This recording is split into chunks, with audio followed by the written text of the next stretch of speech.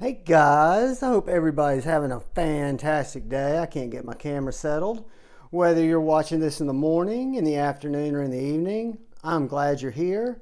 If you're so inclined and get the chance, please hit the subscribe button below. It helps you be notified when I release new content, and it also allegedly helps other people that haven't seen my content be exposed to my videos. So I'd appreciate it. Guys, today I just want to jump into it and talk about I've done a video before on my favorite USA manufacturer, and it is Three Rivers Manufacturing. So I've got several TRM knives in my collection. I'm going to do long-term overviews, observations on all of them, but I wanted to start with the one that I had the hardest time finding, that was the one I chased the most, and that is the TRM Shadow. So the TRM Shadow is a bar style lock. TRM identifies it as the River-Lok, and all I can tell you is it feels unlike any Benchmade axis lock that I've utilized and that I've used, and I've got several in my collection. I have not disassembled this knife, but when I take a look inside at the axis assembly, let's see if I can get my flashlight to work. To me, it just looks much more, looks much more refined, looks smooth. The cutouts in the full titanium liner, which this is titanium liners, just seem to be machined very, very well. So I'm not saying that that some do bad jobs. I'm just saying that this River-Lok, or the bar lock on this TRM Shadow, is done very well. I love the fact that this knife is basically designed for my hand. One thing that I will point out, and it's not a negative, but it's something that is noticeable, the River-Lok studs do kind of sit proud of those scales. So in the regular grip, they're a non-issue. When I go to choke up, they're still a non-issue. They don't make a hot spot per se, but I definitely do feel that. Now, I've cut and processed a lot of cardboard with this knife. I have cut down just literally hundreds of feet. I use this knife all the time when I go break down cardboard at my friend's house. So anyways, the TRM Shadow, TRM Manufacturing, first of all, is Halliburton titanium. They were for a long time, if I understand correctly, and I will put their website, which I have no affiliation with except the fact that I'm an absolute fanboy and love their knives because they work, and I'll show you that kind of in my observations. But they were Halliburton titanium, and they were a big supplier of parts and materials for knife makers, domestic and abroad, if I'm not mistaken. And then they started making knives. They made their own knives in, God, I'll get this wrong, but I want to say in Massachusetts, somewhere up in the Northeast where Three Rivers Manufacturing is. And they use all American materials, all American construction at their facility. The only thing that they outsource, that they proudly mention on their website, and I feel like it's in full transparency, is their shred carbon fiber that they make, or their carbon fiber that they utilize on their neutrons, on their atom scales. They source that from Lithuania because it's not a material that's readily available here.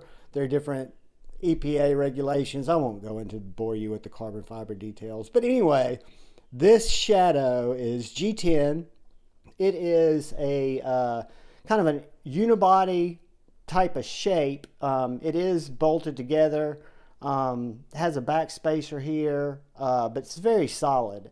I mean, when I look at this knife, the way that it's centered, it's on washers, the way that it's put together with G10 and 20 CV blade steel, which my understanding is, and I've never HRC tested this, to me that's not something that's totally important, but I understand that TRM does a really good job with their heat treats.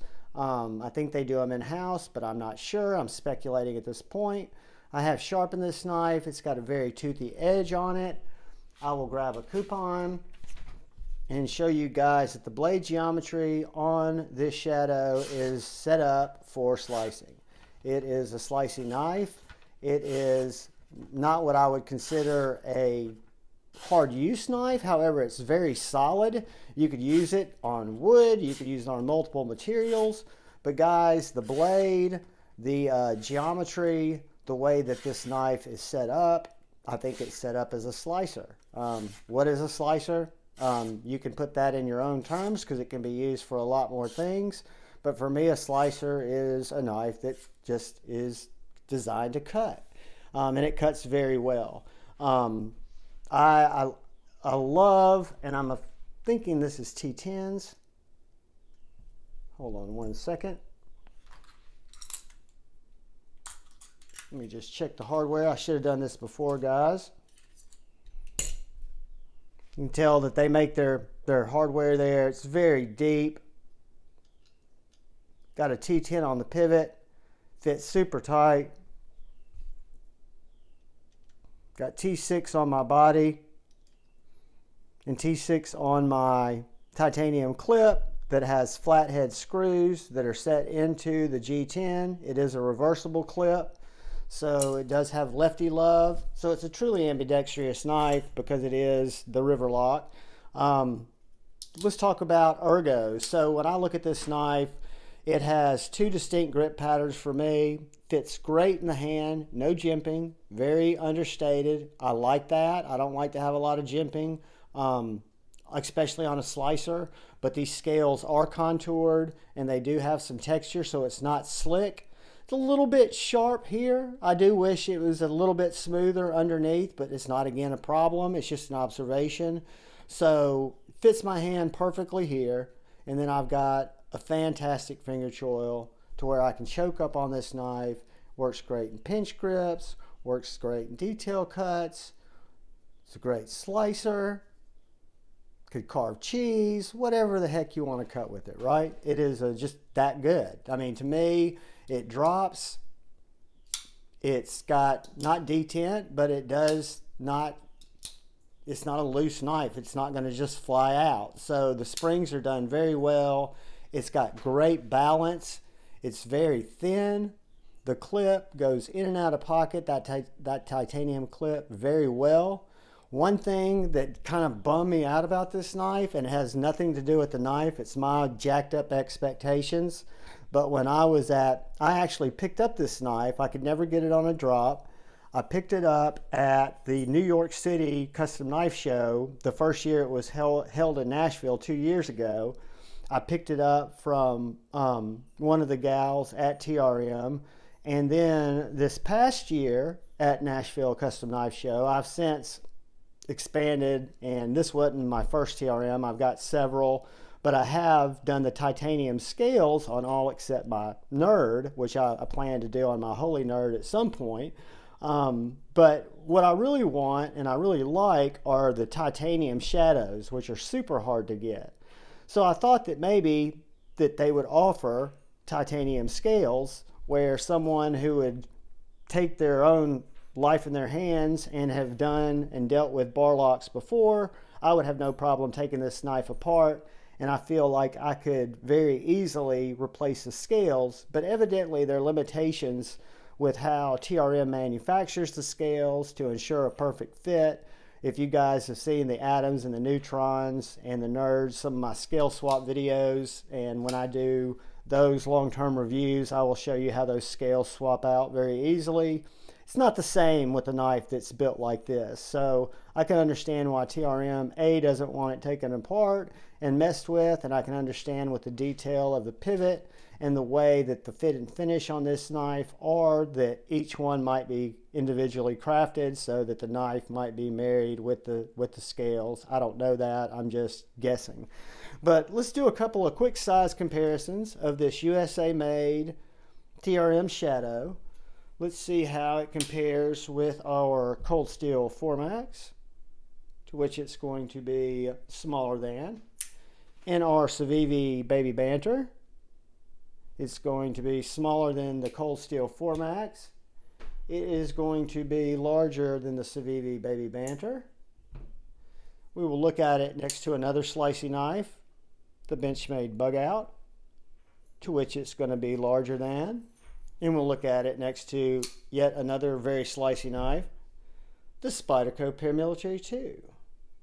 So if we look at all these knives, guys, you can see that it's closer to the length of the Bug Out than it is to the Paramilitary 2, to which it's smaller than.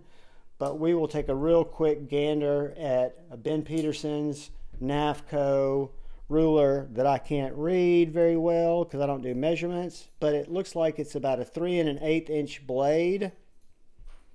It looks like the handle is going to come in right at 4.5 inches. That's a 4.5 inch handle with a 3 1/8 inch blade, 3 1/4 inch blade, 3 1/8. I'm sorry, 3 1/8 inch blade. I don't do math, but if you guys want to go 4.5 plus 3 1/8, that'll show you the overall length of the knife. Lately, I've been breaking out Grateful Panic's calipers here just to be stupid, but the thickness on the blade is 0.090 at the spine. The thickness on the handles are right at 0.48, right under 1/2 inch. And so there's caliper fun for the day. I'm not going to go behind the edge because I wouldn't give you an accurate measurement. What I can tell you is it is very, very slicey. It's about 17 degrees, which is where I like my knives. This could actually be laid back if I wanted it to be, but when it cuts like this, there's really no need to do that. So anyways, guys, that's my long-term overview of the TRM Shadow. So it is a more expensive knife. This knife is right under $300, we'll call it. It is USA made. It is USA assembled. It is USA materials.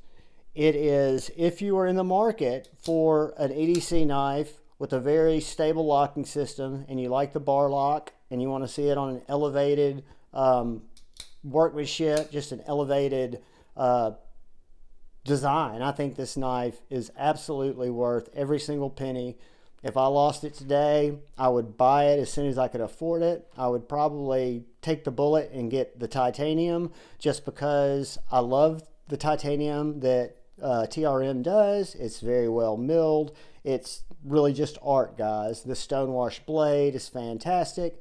The 20CV, the only branding on this blade says TRM.USA.20CV.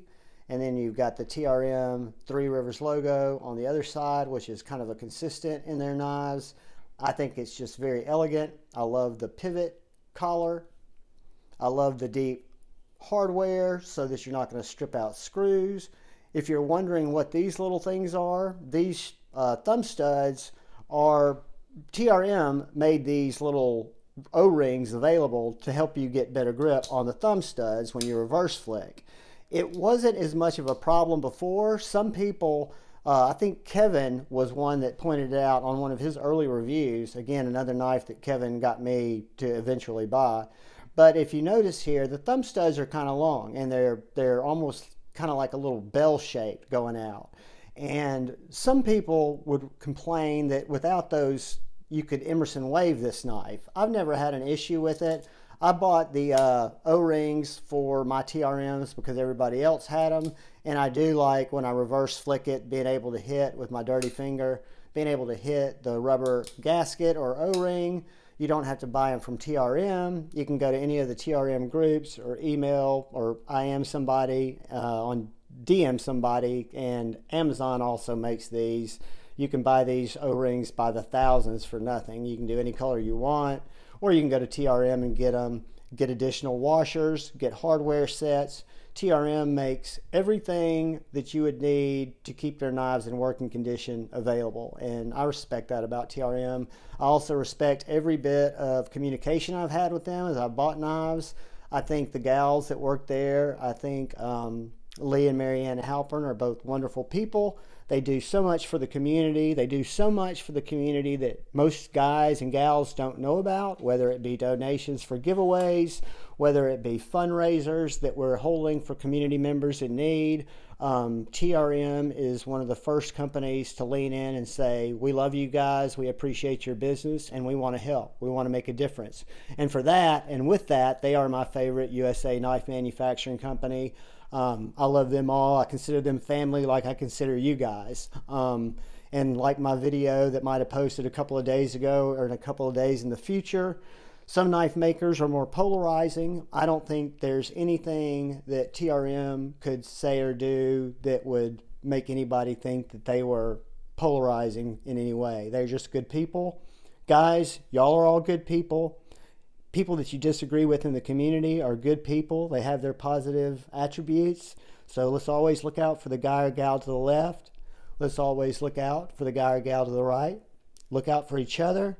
Be kind to each other in chats. Move forward with love in your heart. Choose debate over hate. Guys, I appreciate you. Subscribe if you get a chance. Thumb up, thumb down. Jason Bird's the man. So is Jason Grant. Peace out. Love you guys.